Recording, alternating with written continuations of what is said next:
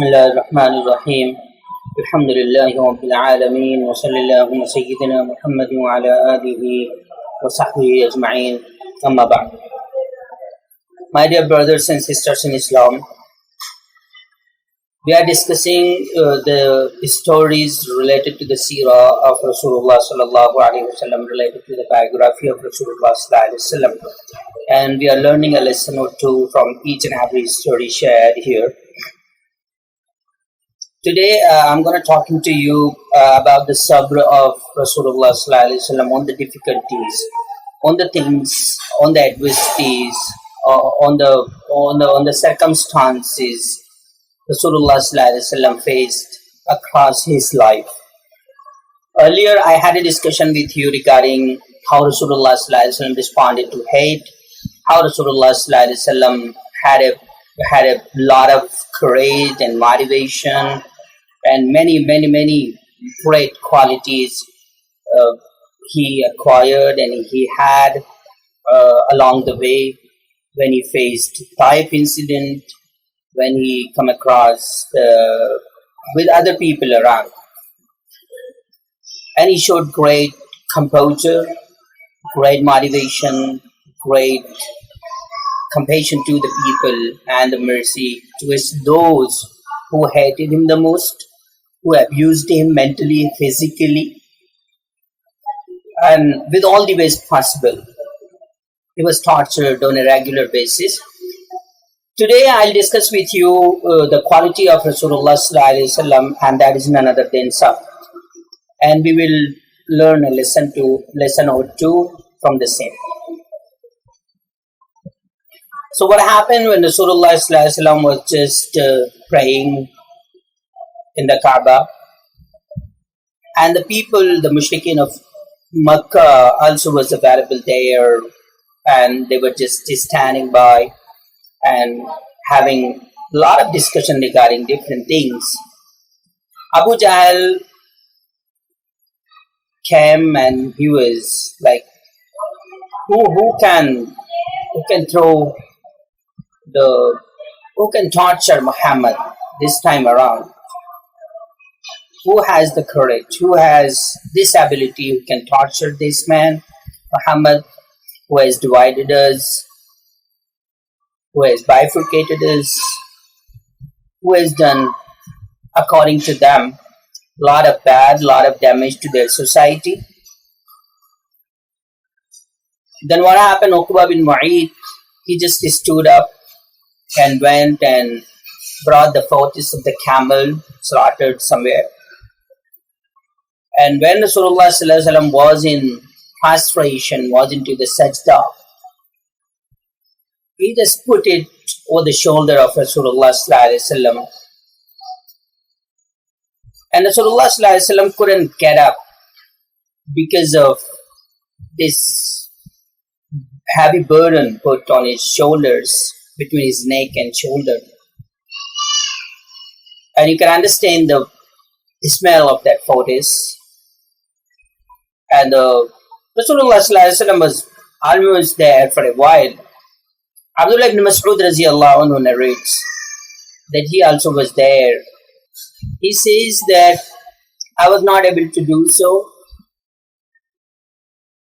and somebody informed later on Fatima radiallahu anha, and she came running and she just, put aside these all filthy things from the neck of Rasulullah sallallahu alaihi wasallam, and she cursed them badly. Rasulullah sallallahu alaihi wasallam also cursed these people in a loud voice. Not only this, actually, Rasulullah sallallahu alaihi wasallam used to face a lot of difficulties, a lot of bad names. They used to call him magician, they used to call him fortune teller, they used to call him many other names. But Rasulullah sallallahu alaihi wasallam showed a lot of patience over these all difficulties. And throughout his life, he used to face these all difficulties from different tribes, different people of Makkah, different chieftains of Makkah. but he never budged from the mission, what he had to convey, what he got from Allah subhanahu wa ta'ala. He conveyed complete message, and he was adamant. He was almost convinced. Many a time, what happened actually, chieftains of Quraysh, they came to Uncle Abu Talib and they presented many things. They recommended that why not we do this for Muhammad sallallahu alaihi wasallam. We do marry him from a very rich family. If he wants, we could make him the chief of ours.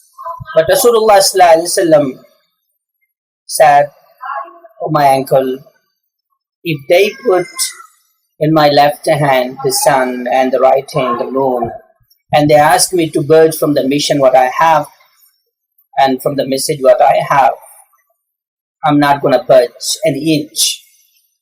This is how Rasulullah sallallahu alaihi wasallam used to respond on the difficulties, on the incidents, on the harm he faced on a regular basis from the people of Makkah, from different people. But he showed patience. He was so patient. He was so full of energy, positive energy and all.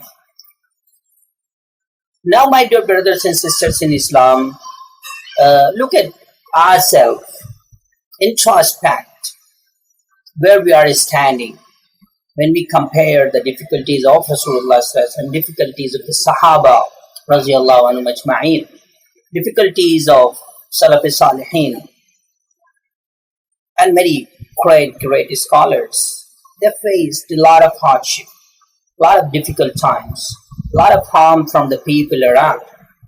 But they were so patient, they showed patience, they had positive energy, they responded the way Rasulullah responded to the difficulty. This is how we have to respond to the people around who are just, wanting to harm at any way possible. This is what I just wanted to convey this message from Rasulullah's life. Inshallah, in the next video, we'll talk about something else. I'll bring something else for you, some other story for you people. By then, thank you so much. Jazakumullah khair. Wassalamu alaikum wa rahmatullahi wa barakatuh. Assalamu alaikum wa rahmatullahi wa barakatuh. Dear audience, we appreciate your support. Thanks for watching UM Network, and keep sharing and subscribing, because sharing goodness is sadaqah. Assalamu alaikum wa rahmatullahi wa barakatuh.